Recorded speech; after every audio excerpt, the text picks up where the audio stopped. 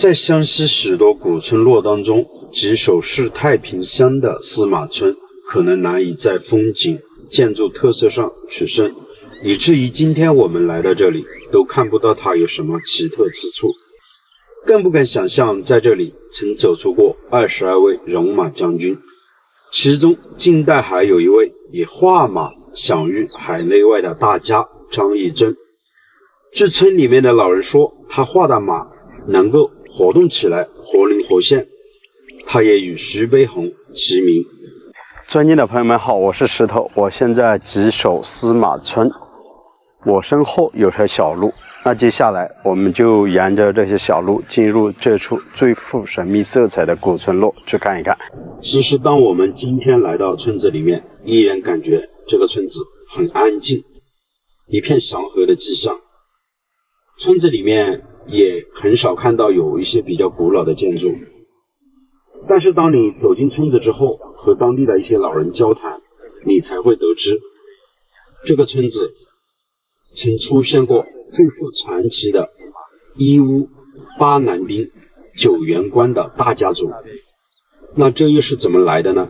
据说这家人有8位男丁，其中有一位是他们家的放牛童，最后也当上了将军。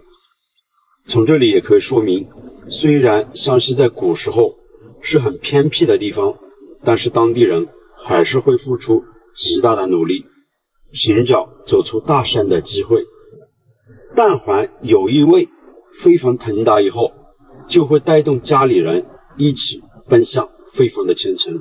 这样的故事还有很多。当你来到村子之后，村里面的老人还会告诉你，村子曾经出现过一位大官，还曾享受过奉旨葬坟的待遇。意思就是说，这位大官生前在朝中的官职非常的大，人死了之后，皇帝还亲自下旨为他埋葬。这里也曾设置过黔州城衙门的分理处，所以自古以来司马村就有一条官道。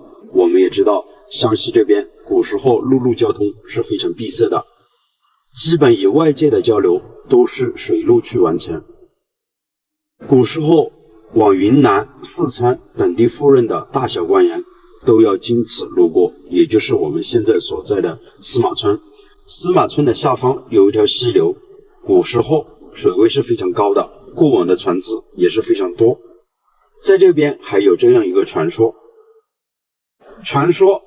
经此路过的大小官员，文官需下轿，武官需下马。如今村子里面依然有一处拴马的石柱，待会儿呢我们走进村子去看一看。据当地的老人说，原本这是有2块石柱的，后面断了一块，现在只保留下了1块了。碰见一位大叔和大娘正在晒谷子，我们走进去看一看。这个是竹子编的吗？专门用来晒稻谷、晒玉米的。哎呀，朋友们，你们那边有这样的，这个叫什么？垫子啊。哦。晒谷子的哦。刚刚打的稻谷吧？打过。哦，刚刚打的哦。打完了没有？还没成啊？今年种了几亩地啊？种了2、3亩了。2、3亩地，天干了。天干了。干了地，那个地还是得了。哦，田还是得了。收成怎么样？今年？不能说是差不。没有往年那么好。没有往年好。大叔，你们这个寨子大部分都是姓张吧？大部分姓张。姓张哦。你们这个寨子，我看了一下资料，出了20多位将军啊。太厉害了。这我在这了，我会出将军啦，这我没出了。哦，古时候出将军。这是没出了。现在还出人才吗？现在没出了，没出将了。原来这是张明华，是我们这里的。张明华。是这样子的啊。那就金代以后就出了，应该是张义尊先生哦。对，他就是画马。画家了。他也是一位将军呢，画马的将军呢？啊，画马的将军呢？对，也很厉害的。他画的马好像能活嘞。能活啊？他画的马给活了，一往狗里去了。哦，这样子的。那可能是传说啊。不是了，就我们这样，一往狗了。哦。那他应该是你们的祖辈啊？你们叫他什么？他上一尊他是腰子帮，我们叫他做阿公。阿公，叫他阿公，应该爷爷辈以上了。对，爷爷辈以上。现在我们也走在了官道之上，以前这都是达官贵人所走的路，朋友们，其实挺有幸的。如今已经修成了马路，可以通车到寨子里面。但是我们可以看一下路边的这些石头啊，都显得是非常的古老。七开间到底是什么样的房子呢？哇，大家可以看一下这些石块啊，垒砌的还是比较的整齐，上面有很多岁月留下的痕迹，看到没有？包括这些台阶路，我觉得走在上面都显得特别的沧桑。如今这座房子应该是没人住了，但是依然留存在这个位置。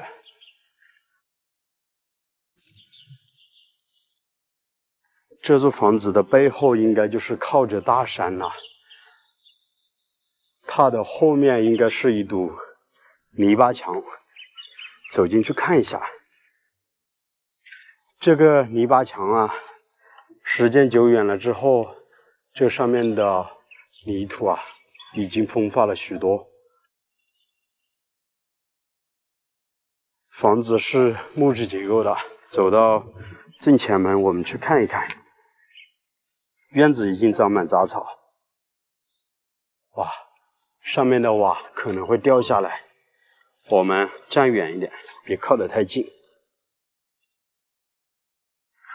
数一下，1、2、3、4、5、6、7，7开间，第一次见到这么豪华的房子啊，朋友们，在湘西真的是第一次见到。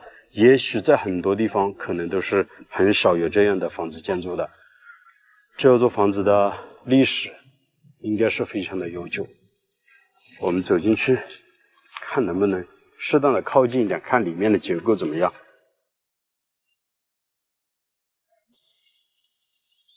这底下是垫脚石，防止这个木头和地面直接接触受潮。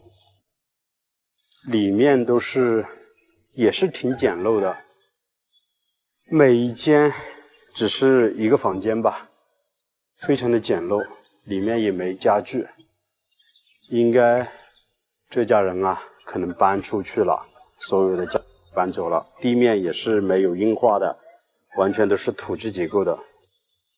这边应该是整个房子的大门。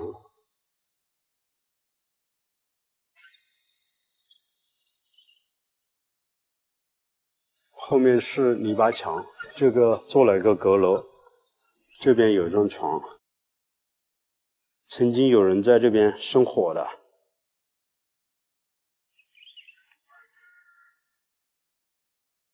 这是灶台，走进去看一下吧，我觉得应该是没什么问题。这是3口灶，3口灶分别放上3口大锅，一般前面这个灶啊就是炒菜的，中间煮饭的，最后面应该就是煮一些猪食的。啊，这个碗柜都显得特别的古老，挂在墙壁之上。还有一些物品，曾经这家人应该我在想，可能搬迁的时间也不是那么久。这里有个桶子，可能是装米的。这算是一个古董了。这边还有一个碗柜，但是已经坏掉了。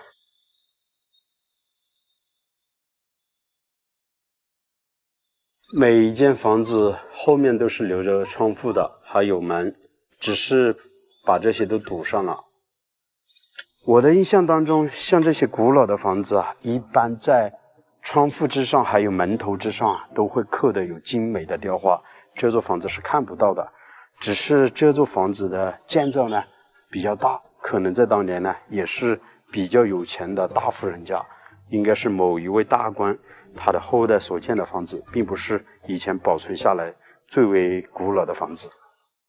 现在我们已经来到了张义尊先生的院子，我们可以看一下这边这座房子是他哥家的，如今房子里面依然是住着人，上面有2块牌匾，我们就不进去看了。在旁边才是张义尊先生的老房子，也就是他的故居，我们走过去看一下。刚才也就是他的孙子辈给我说，前面这一块以前是2座房子，这2座房子以前是做私塾用的，也就是那个年代啊教书所用的。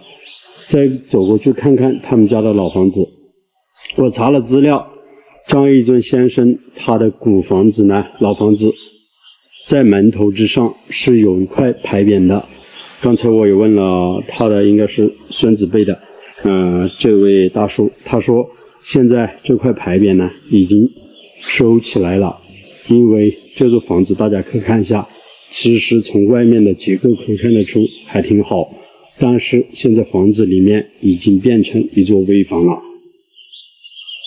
这里有木梯可以上到2楼，这是阁楼。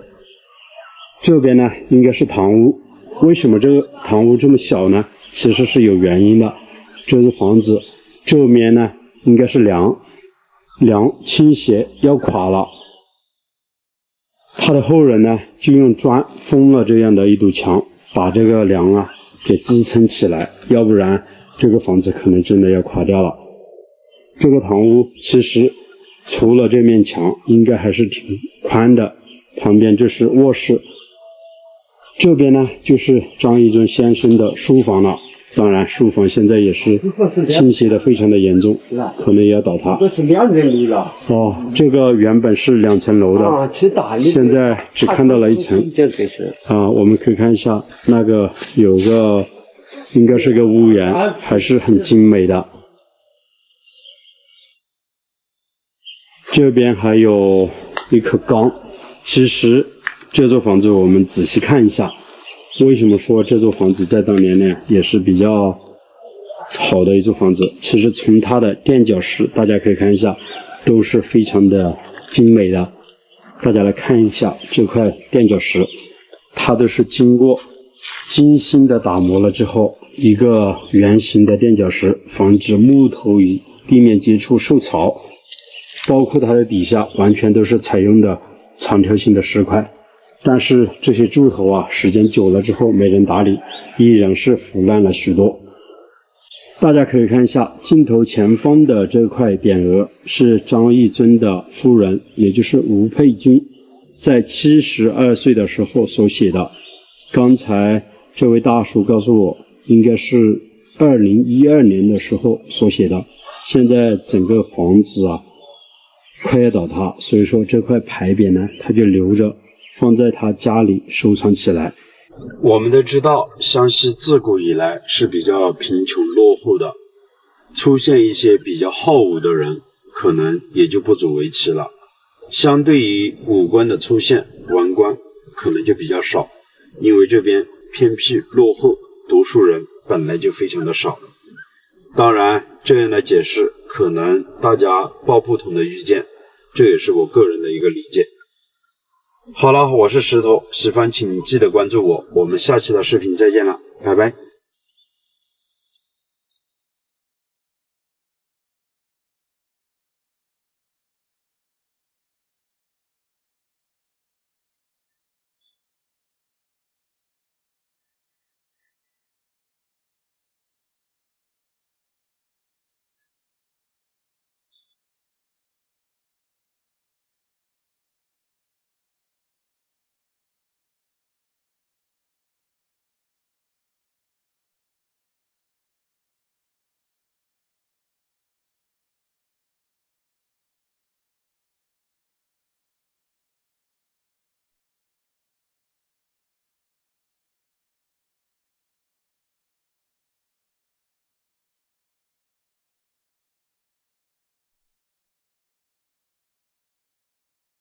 朋友们，今天是个好日子，下雨了。我们这边啊，有句古话说得好啊，起无要淋，意思呢就是起房子的时候啊，要被大雨淋湿。那今天呢，久违的大雨了。这段时间天天都在天晴，温度还挺高的。看到我身后吧，这边是清水江的江面，环境是非常好的。今天呢，我们师傅已经开始进场了，要改造身后的这栋房子。现在就转个镜头给大家看一下。这边啊，时隔1年，杂草丛生。去年我来的时候砍过一次，基本上院子都砍干净了。今年呢，又长满了杂草，现在把它清理出来。清理出来之后，我们再看整个房屋怎么去改造。大概在心里面已经有了一个想法了。后期呢，我们会持续的为大家分享视频。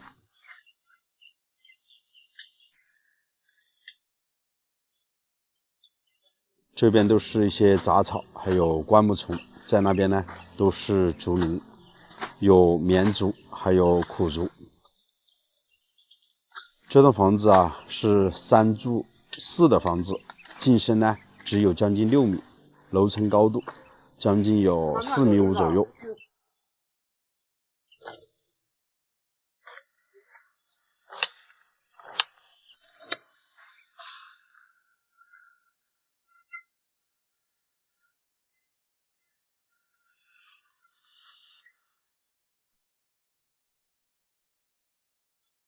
这栋房子靠近清水江边，只有3、4米。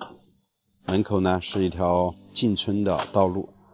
当然，村子里面绝大部分的房子呢都是在这边，所以啊，这栋房子我们改造好了之后，基本上是只有我们自己从这条路走，算是独门独院的房子，闹中取静吧。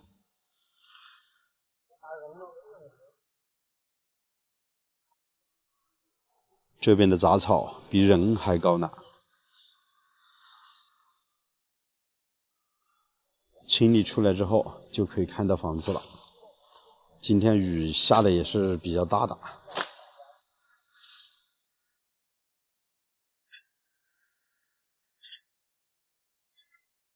给大家看一下清水江的江面，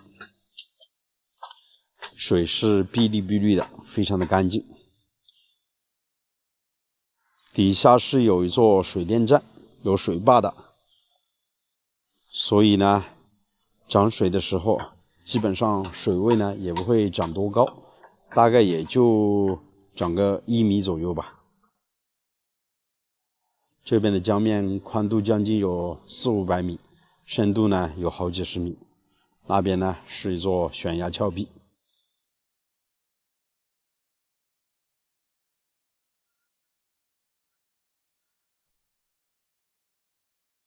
以后呢，我们的车是直接开进来，可以停在院坝的。旁边呢都是邻居家的玉米地。这边比我们那边气温高一点点，所以这边的玉米啊，大家看一下，都快成熟了。这栋房子距离城里面有16公里，距离附近的乡镇集市有4公里，交通是很便利的。进村的道路都是宽5米左右的水泥路面。这栋房子是通水通电，以后在这边住的话，我们要接一根网线过来。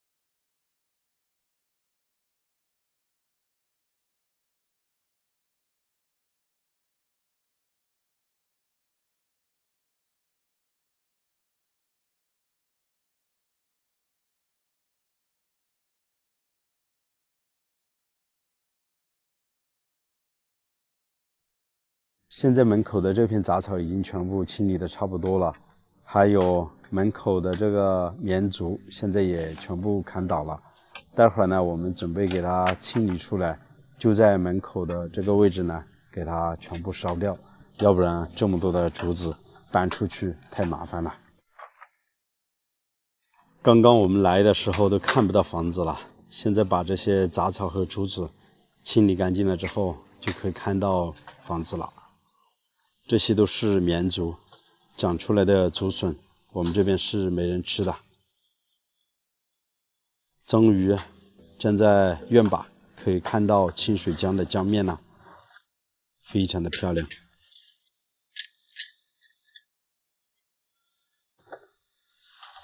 大家发现没有？这些棉竹啊，它是集中长在一起，它不像苦竹的，苦竹呢是到处长。我个人感觉棉竹好像还好一些，最起码呢，它不会到处生长。像那些苦竹啊，都已经长到房子里面去了。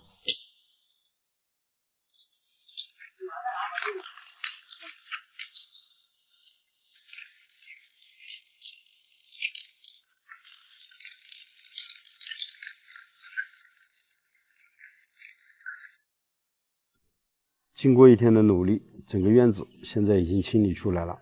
早上我们来的时候还下着雨，这边啊一大片的竹林。现在把竹林砍掉了之后，整个房子的视野非常的开阔。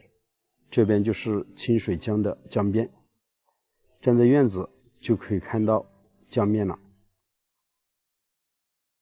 实际上，这个位置砍掉竹林之后，我们才发现是有座土坎的，大概高约2米多左右。这边还是一个很深的凹槽。原计划在这块位置，我们准备加建一个厨房，还有餐厅的。但是现在是有个难度，这么深的一个凹槽，该怎么给它填起来？我们刚才商量了一下，准备在这边打上墩子，然后呢，打橡胶板，在橡胶板之上再盖厨房和餐厅，这样的一种方案，大家觉得可行吗？走过去给大家看一下整个院坝。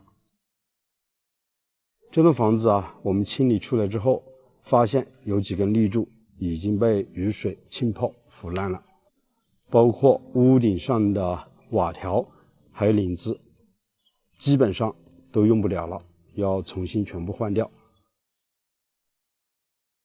好在整栋房子大部分的立柱还是比较好的。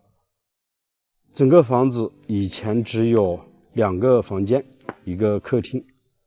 那我们想通过我们的一个改造，准备把这栋房子做成底下有4个房间，上面2个房间，再加1个客厅，加个厨房，还有1个餐厅，再加上2到3个卫生间，看到底行不行。目前的计划是这样子的，大家拭目以待。这边啊也是很高的一座土坎，相当于我们的院坝呢是直接到了马路的边上。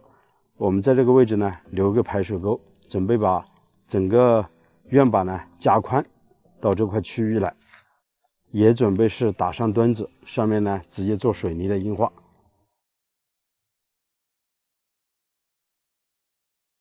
这栋房子建了差不多有70年左右的时间了，整体的结构都还是挺不错的。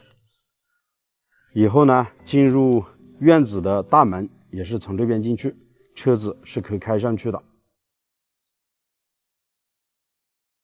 今天到下午气温也特别的炎热，师傅们做工啊，满头大汗。不一会儿呢，我们一到江里面去游泳，洗个澡，实在太热了。整体的情况目前就是这个样子了。明天呢，我们准备带上工具，初步的规划明天也要差不多制定出来。那这期的视频呢，就暂时为大家分享到这里吧。我是石头，喜欢我的视频还请记得点个关注，我们下期再见，拜拜。